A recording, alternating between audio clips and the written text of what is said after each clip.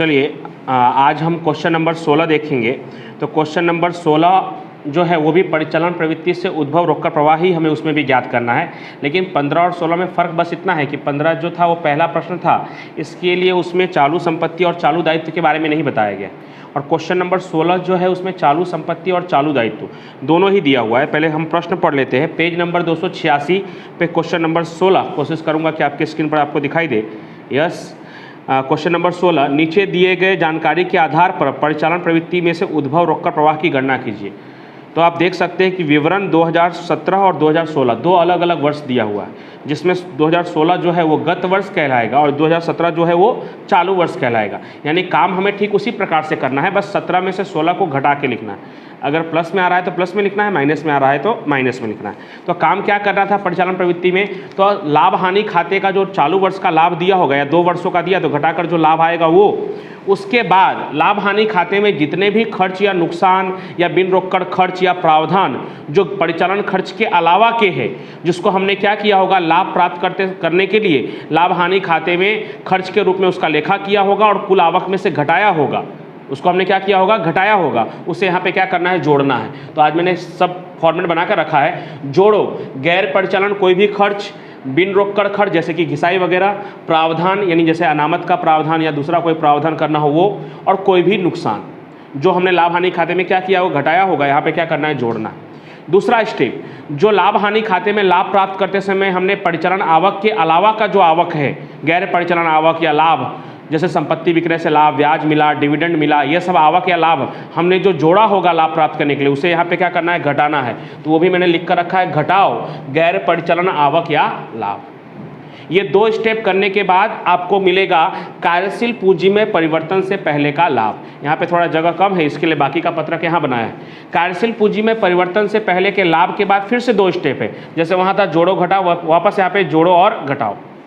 तो जोड़ों में क्या लिखा है, चालू संपत्ति में कमी और चालू दायित्व में वृद्धि, जिससे लाभ हानि खाता बनाते समय आपने नुकसान के रूप में लिखा होगा लाभ हानि खाते के उधार में, और खर्च में जोड़कर आवक में से क्या किया होगा घटाया होगा। तो आवक में से घटाया होगा तो हम यहाँ पे क्या करेंगे जोड़ेंगे। क्यों घटाया होगा, क्योंकि आपके नुकसान है। चालू संपत्ति में कमी होगा तो हमें क्या होगा नुकसान, और चालू दायित्व में वृद्धि होगा तो भी हमें क्या होगा नुकसान। लेकिन यहाँ पे क्यों जोड़ रहे हैं, क्योंकि हमें गैर परिचालन खर्च या नुकसान से कोई लेना देना नहीं, मतलब नहीं है, इसके लिए हम इसको क्या कर रहे हैं जोड़ रहे हैं। और ठीक उसी का उल्टा, चालू संपत्ति में वृद्धि और चालू दायित्व में कमी आपने लाभ हानि पत्रक में अन्य आवक के रूप में या लाभ के रूप में आपने क्या किया होगा जोड़ा होगा, जो यहाँ पे क्या करना है घटाना है। ओके, चलिए शुरू करते हैं। सबसे पहले लाभ हानि खाते का लाभ दिया हुआ है, तो हमें लिखना है चालू वर्ष का लाभ लाभ हानि पत्रक से 2017 में से 2016 को घटाकर लिखना है, यानी 45,000 माइनस 30,000 तो कितना आएगा 15,000। ये पहली चीज। चलिए अब शुरू करते हैं खर्च वगैरह लिखना। तो सबसे पहले खर्च क्या है, घिसाई। 2017 में से 16 को घटाना है, तो 90,000 में से 70,000 घटाएंगे तो कितना आएगा घिसाई 20,000। घिसाई हमारा कैसा खर्च है, बिन रोककर खर्च। सिर्फ आपकी जानकारी के लिए, घिसाई कैसा खर्च है, बिन रोककर खर्च, यानी ये एक तरह से परिचालन खर्च तो है लेकिन बिन रोककर खर्च है। तो बिन रोककर खर्च है इसलिए इसका भी समावेश नहीं होगा, तो घिसाई कितना 20,000 वो यहाँ पे लिख देंगे। जो लाभ हानि पत्रक में हमने क्या किया होगा खर्च के रूप में आवक में से घटाया होगा वो यहाँ जोड़ रहे हैं। घिसाई के बाद ख्याति। अब आपको लगेगा ख्याति तो संपत्ति है, संपत्ति तो है, अदृश्य संपत्ति है, लेकिन ख्याति की कीमत देखिए 55,000 से घट के कितना हो गया 40,000। यानी इसका मतलब हमने ख्याति क्या किया होगा अपलिखित किया होगा। 2016 में कितना था 55,000 था, अभी 2017 में कितना हो गया 40,000। या दूसरी भाषा में ये ऐसा भी अगर आप समझते हैं कि कमी हुआ है नुकसान हुआ है तो भी चलेगा, तो भी तो हम यहाँ लिखने ही वाले हैं कि नुकसान होगा तो भी हम यहाँ पे जोड़ने वाले हैं। तो अगर आप ये भी समझ रहे हैं कि पहले आपके पास ख्याति कितना था 55,000, अब कितना हो गया 40,000, तो ख्याति में कमी आई, और ख्याति में कमी आई है तो हमें क्या हुआ है नुकसान हुआ, तो भी हम यहाँ लिख सकते हैं। लेकिन अगर सही तरीका देखा जाए तो 55,000 से 40,000 हुआ है और हमने बेचा नहीं है, इसका मतलब उसे क्या किया होगा हमने अपलिखित किया होगा। तो अपलिखित वर्ड जो है वो सही वर्ड है, लेकिन अगर आप नुकसान समझकर भी यहाँ पे लिख देंगे तो भी कोई दिक्कत नहीं। ख्याति अपलिखित, तो कितना अपलिखित हो गया है, घिसाई के रूप में कितना कट गया है, तो कितने से कितना हो गया है, तो आपका 55,000 से 40,000 हो गया है, मतलब कितना आएगा यहाँ पे 15,000। ये भी हमारा हो गया। उसके बाद स्टॉक, तो भूल से भी स्टॉक को तुलना मत कर लीजिएगा, क्योंकि स्टॉक क्या है चालू संपत्ति और चालू दायित्व। तो इसको हम बाद में अलग से कर लेंगे। स्टॉक, देनदार, लेनदार, देनी हुंडी और पेशगी चुकाया खर्च, इन सब का समावेश चालू संपत्ति और चालू दायित्व में होता है। उसका स्टेप इधर है, हम करेंगे उसे। नीचे अतिरिक्त माहिती भी दिया है, डिविडेंड मिला, ब्याज चुकाया, भाड़ा मिला, जिसमें से ब्याज चुकाया ये वित्तीय खर्च है और डिविडेंड मिला और भाड़ा मिला ये हमारे लिए क्या है, आवक है। तो ब्याज चुकाया खर्च है, तो खर्च में लिख देते हैं ब्याज चुकाया। ब्याज चुकाया कितना चुकाया हमने, ब्याज 3000, तो ब्याज चुकाया 3000। अब इन तीनों को जोड़ लेते हैं क्योंकि खर्च वाला नुकसान वाला सब कंप्लीट हो गया। तो 20 और 15 35 और 3 38000। यहाँ पे भी हमें क्या करना था, जोड़ना ही है। तो 15000 और 38000 जोड़ेंगे तो 53000। ओके, अब दो प्रकार की आवक दिया हुआ है आपको, डिविडेंड मिला और भाड़ा मिला। ये दोनों ही विनियोग प्रवृत्ति से जुड़ा हुआ आवक है और हमें परिचालन में लिख दिया हुआ है, तो इसलिए हम क्या कर रहे हैं, घटा रहे हैं। तो क्या क्या है आवक में, डिविडेंड मिला और भाड़ा मिला।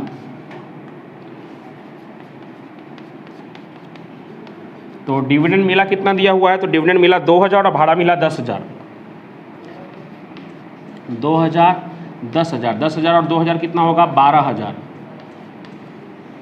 53000 में 12000 क्या करना है, तो घटाना है। तो 53000 में से 12000 घटाएंगे तो कितना आएगा, 41000।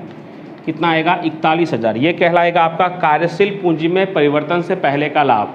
अगर चालू संपत्ति और चालू दायित्व के बारे में नहीं दिया होता तो ये आपका फाइनल आंसर हो जाता, लेकिन चालू संपत्ति और चालू दायित्व दिया है। क्या क्या है चालू संपत्ति में, तो चालू संपत्ति में है स्टॉक, देनदार, उसके अलावा पेशगी चुकाया खर्च जिसको हम अग्रिम चुकाया खर्च भी कहते हैं, और चालू दायित्व में लेनदार और देनी हुंडी दिया है। तो उनके लिए हमें क्या करना है, जोड़ना क्या क्या है, तो चालू संपत्ति में अगर कमी हुआ होगा और चालू दायित्व में वृद्धि हुआ होगा, यानी हमें नुकसान हुआ होगा तो जोड़ना है, और हमें फायदा हुआ होगा तो घटाना है। तो बारी बारी से देखते हैं शुरुआत से ही। स्टॉक 2016 में कितना था, 45000, और 2017 में कितना हो गया है, 60000। स्टॉक 2015 में कितना था, 1 2 3 4, चौथे नंबर पे है, तो थोड़ा देख लीजिएगा सीधा सीधा है कि नहीं। हाँ, 45000 और अभी कितना हो गया है, 60000, तो 15000 रुपया बढ़ गया है। अब स्टॉक हमारी संपत्ति है, 15000 बढ़ गया तो क्या होगा, फायदा होगा, यानी चालू संपत्ति में क्या हुआ है, वृद्धि हुआ है। तो हमें घटाव के रूप में नीचे लिखना पड़ेगा, स्टॉक कितने का वृद्धि हुआ है, तो 15000 का, तो हमें लिख देना है 15000।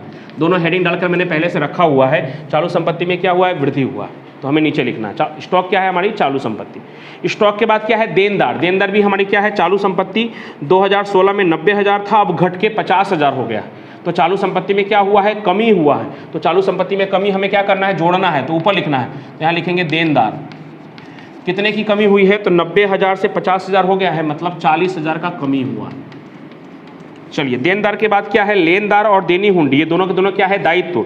तो लेनदार कितना है, 60000 पहले था 16 में, और अभी कितना हो गया है, 40000, यानी 20000 क्या हो गया, कम हो गया। क्या कम हो गया है, दायित्व कम हुआ है। तो दायित्व में कमी, ये रहा दायित्व में कमी, तो नीचे लिखना पड़ेगा लेनदार कितने की कमी हुई है, तो 20000 की। दायित्व में कमी होता है तो हमें क्या होता है, फायदा होता है, लाभ होता है। तो हम आवक के रूप में लाभ हानि खाते में क्या किए होंगे, जोड़े होंगे। यहाँ पे क्या करना है, घटाना है। चलिए, लेनदार के बाद देनी हुंडी है, पहले 20000 था, अब कितना हो गया है, 70000। देनी हुंडी भी हमारे लिए क्या है, दायित्व है।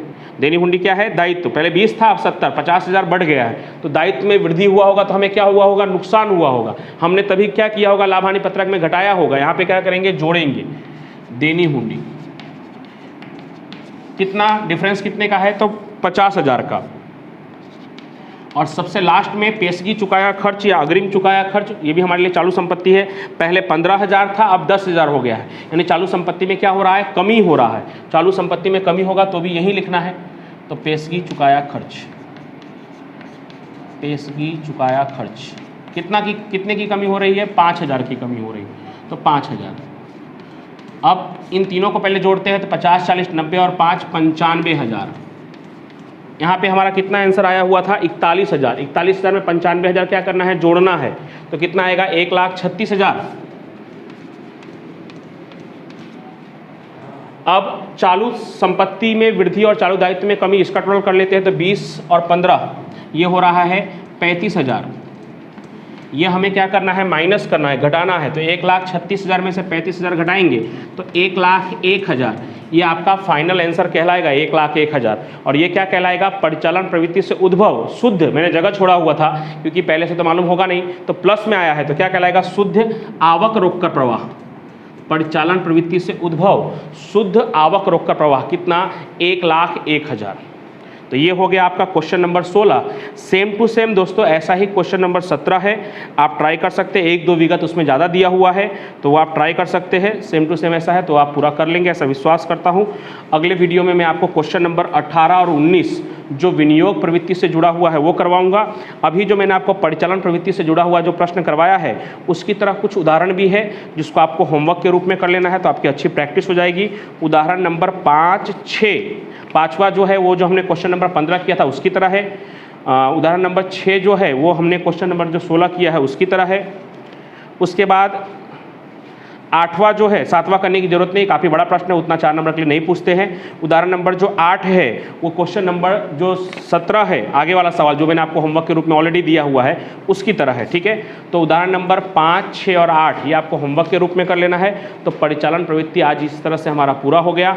अगले वीडियो में हम विनियोग प्रवृत्ति से उद्भव रोककर प्रवाह पत्रक सीखेंगे। उसके लिए हम क्वेश्चन नंबर 18 और 19 में आपको करवाऊँगा और कुछ उदाहरण भी कोशिश करूँगा कि करवाऊँ, या तो आपको होमवर्क के रूप में दूंगा। तब तक के लिए थैंक यू सो मच।